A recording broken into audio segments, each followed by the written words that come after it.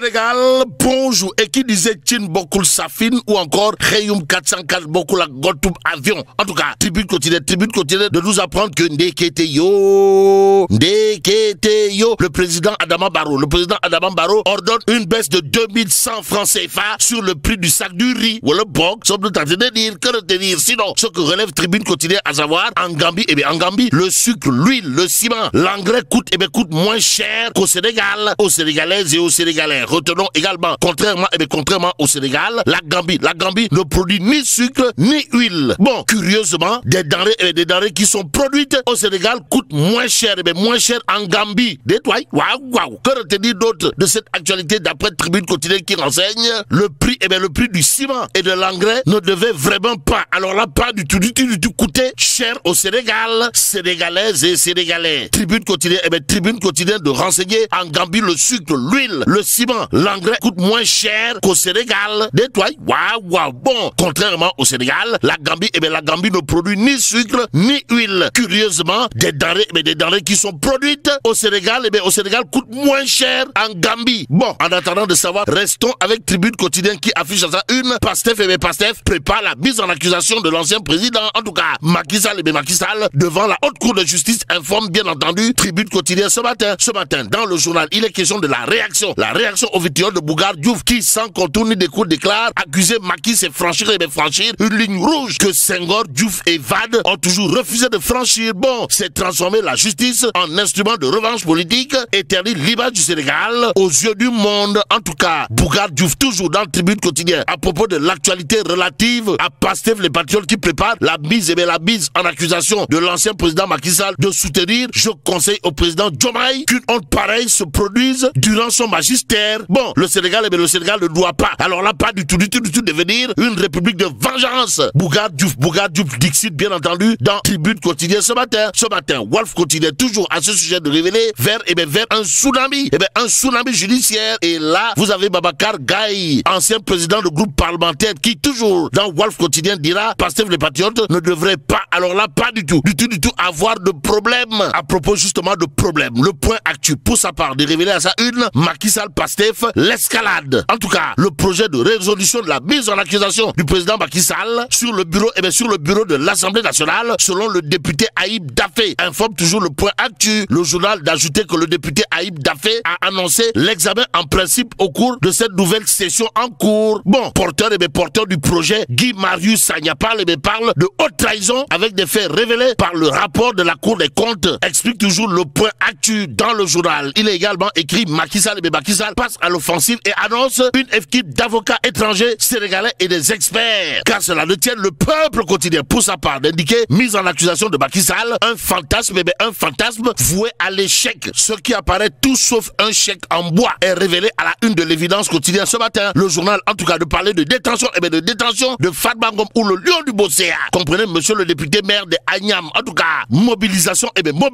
à Dakar le 18 octobre révèle bien entendu l'évidence quotidien. L'autre quotidien qui en parle, c'est l'As. Dans le journal, on peut lire libération de Fatma Ngom, ses sympathisants dans la rue samedi prochain. En attendant, restons avec l'As quotidien qui parle de rencontre autour de la dette cachée entre Cheikh Diba et Kristalina Georgieva. Et là, il est question de l'ultime réunion de Dakar en ligne de mire. D'où l'intérêt pour nous de prendre source à ce matin. Le journal piloté par Daouda Thiam, mon confrère, de révéler à sa une, gouvernement du Sénégal FMI, les lignes bougent. Bouger dans le bon ou dans le mauvais sens. En tout cas, le ministère des Finances et du Budget de considérer à plus d'un titre que la rencontre a permis de constater une convergence de vues sur les prochaines étapes, notamment la tenue d'une réunion du conseil d'administration dans la phase suivante du processus afin de statuer sur le mise reporting et d'approuver un nouveau programme au programme justement de l'actualité du quotidien, les négociations de Washington. Et là, le journal du groupe Avenir Communication de retenir et faire retenir le FMI. Le FMI prend son temps et plus que le temps ne peut en aucun cas suspendre son vol. Restons bien entendu avec le quotidien qui parle de marché ASER AEE pour EPC. Pourquoi faire? Pour nous dire que Ndeketeyo, Thierno Alassane Sall alias TAS, saisi le pôle judiciaire financier. Détoile. Waouh. Information que nous livre bien entendu Tribune quotidienne ce matin. Le journal du groupe D-Média de révéler marché d'électrification. Thierno Alassane Sall alias TAS relance le dossier Azer tout en annonçant une plainte au pôle judiciaire financier. Ainsi, le Dakarois quotidien de renseigner Azer Gate saisine du pôle judiciaire financier le pressing de TAS. En attendant de savoir si justement le pressing de TAS du côté du pôle judiciaire financier finira à volo ou pas, passons à l'I quotidien ce matin. Le journal en tout cas de révéler King Fahd Palace, mauvaise nouvelle pour Racine Sy. De quoi s'agit-il exactement? L'I quotidien d'expliquer, les autorités veulent revoir le contrat qui lie la société hôtelière africaine SHA à l'État du Sénégal. Sénégalaises et Sénégalais, Mamadou Racine Sy avait repris la gestion de l'hôtel des mains du groupe Starwood en 2011, mais le régulateur décèle des irrégularités sur la cession, explique l'I quotidien ce matin. Le journal en tout cas d'ajouter, arrivé au pouvoir en 2012, le gouvernement de Macky Sall demande à l'ARMP un avis sur la régularité de la convention, mais début 2025, Guy Marius Sagna évoque le dossier dans une question écrite au Premier ministre Ousmane Sonko. Ainsi, retenons en tout cas le titre de l'I quotidien ce matin. Comprenez? King Fahd Palace, ça ne sent pas bon. Alors là, pas du tout bon pour Racine Sy. Bref, mauvaise nouvelle pour Racine Sy, informe l'I quotidien ce matin. Restons avec le journal qui, dans ses colonnes, indique présumé détournement de 31 millions à la commune de Kaden Diop. C'est dans le département de Kébémer. Le maire Alassane Sall sort de sa réserve et parle de cabale politique. En d'autres termes, parler de détournement de 31 millions à la commune de Kaden Diop à Kébémer relève d'un pachal forok qui ne dirait pas son nom. Si on en croit Alassane Sall, maire de la dite localité, dans l'I quotidien ce matin, le journal d'expliquer suite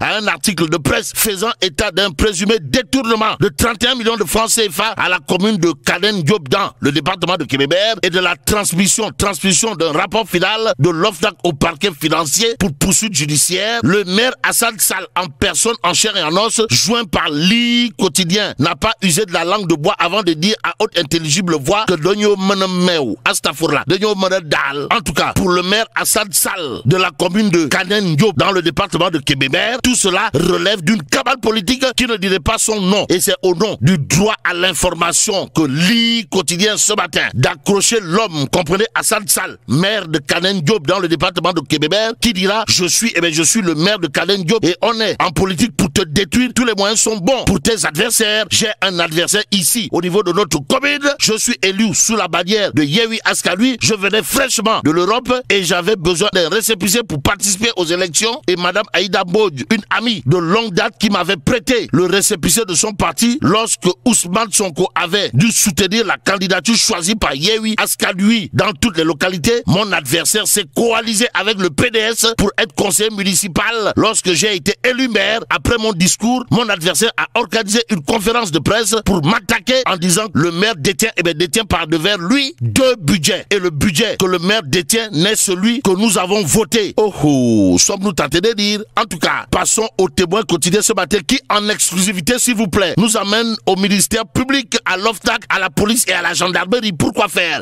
Pour annoncer un vaste mouvement en gestation. En tout cas, le procureur Ibrahima Ndoye sur siège éjectable informe le témoin quotidien, le journal de renseigner que l'ancien procureur de la CREI Ali Ndao en ballottage pour remplacer Bassirou Gueye à l'OFNAC. En attendant, intéressons-nous à Tribune quotidien qui nous informe le SAMES ARMP décrète une grève de 48 heures. À l'heure actuelle, le Dakarois quotidien pour terminer de nous renseigner que Tchafengi Mafebi Yakoune Yaket ou encore Lambay Munginyao du côté de l'école publique. En tout cas, grève des enseignants. Le Dakarois quotidien ce matin nous informe la rentrée démarre mal et là on peut lire le G7 composé de plusieurs syndicats appelle l'État à respecter ses engagements. Et là,